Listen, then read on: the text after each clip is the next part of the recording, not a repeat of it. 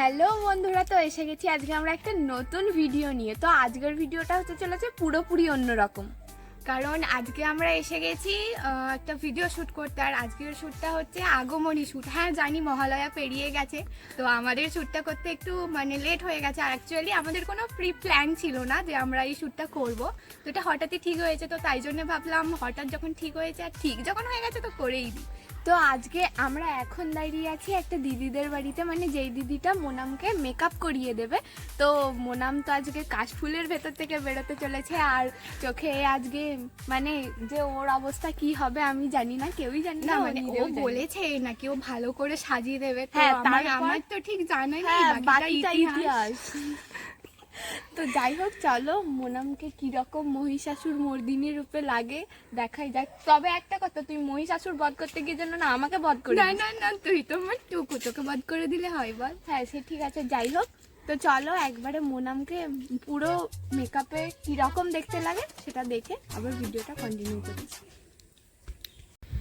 তো গাইস, তোমরা দেখতেই পাচ্ছ ওয়েদারের অবস্থা কতটা খারাপ হয়ে গেছে, আর এর মধ্যে যে কি করে শ্যুট হবে কি হবে কেউ আমরা বুঝতে পারছি না। আর ওখানে ভেতরে মোনামকে সাজানো হচ্ছে। তো চলো একটু তোমাদেরকে মোনামকে দেখিয়ে আসি ওকে কিরকম সাজানো হচ্ছে। গাইস, তোমরা দেখতেই পাচ্ছ মোনাম এখন সাজছে। একটু হাই করে দাও। लैक्मे आइकॉनिक काजल काजल इतना गहरा जो समय को मारते। কতক্ষণ লাগবে? এখন অনেক কিছু বাকি আছে। সত্যি কথা হলে পেদনির মতো দেখাচ্ছে। যাই হোক, সেটা আমি জানি, কারণ এখন শুধু পাউডার দেওয়া আছে ওই জন্য। কতক্ষণ লাগবে আর একটু। ঠিক আছে, তো চলো মোনামের পুরো কমপ্লিট হয়ে গেলে সাজ একবারে তোমাদেরকে দেখাবো। তো গাইস, দেখতেই পাচ্ছ আমাদের এখানে খুব জোরে বৃষ্টি হচ্ছে, যেটা বলার মতন নয়। পুরো আকাশ কালো হয়ে এসেছে, আর এর মধ্যে আমাদের মোনামের পুরো লুক রেডি। মোনামকে লাগছে পুরো মহিষাসুর মর্দিনী। চলো মোনামকে দেখে আসি। তুমি আমি পঞ্চমী থাকছি পাশে, তাই 24/7 কাটুক এরম ভাবে।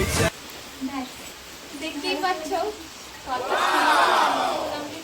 তোমরা কিন্তু কমেন্টে অবশ্যই জানাবে যে আমার এই লুকটা তোমাদের ঠিক কতটা ভালো লেগেছে, ঠিক আছে? আর আমি যার কাছে মেকআপটা আজকে করেছি, আজকের যে লুকটা, তো তার নাম্বার তো সব কিছুটা আমি ডেসক্রিপশন বক্সে দিয়ে দেবো। তো তোমরা চাইলেই কিন্তু ওই নাম্বারে কন্ট্যাক্ট করতে পারবে।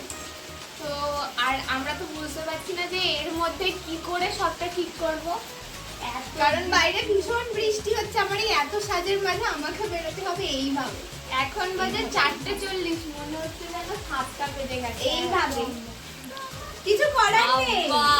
দেখ, শ্যুট যেহেতু হবে আমাকে তো মেকআপটা ঠিক রেখে যেতে হবে, পৌঁছাতে হবে।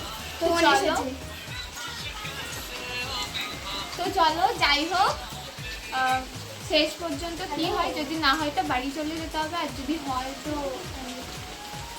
চলো আবার ভিডিওটা পরে কন্টিনিউ করি। তো গাইস, তোমরা দেখতেই পাচ্ছ মোনাম এখন সুন্দর করে সেজে গুজে দাঁড়িয়ে আছে, আর এখানে দাদারা তো লাইট ফাইট ঠিক করছে, শ্যুট করবে এবার। আর তবে সব থেকে বড় কথা হচ্ছে এখানে মোনাম তো পুরোপুরি ভিজেই গেছে, ওর পুরো শাড়ি একদম ভিজে গেছে। আর ও যে মেকআপ করেছিল একটু মেকআপও উঠে গেছে, আর চুল টুল তো সবই পুরো খারাপ হয়ে গেছে। তবু তার মধ্যে আমরা যা হোক করে শ্যুটটা করছি। আর তারপরে এইখানের যে জায়গাটা, এটা খুবই শর্ট, আর এই শর্ট জায়গার মধ্যে অনেক প্রতিমা আছে যেখানে কাজ এখনও, সেই সব প্রতিমার কাজ এখন ইনকমপ্লিট হয়ে আছে।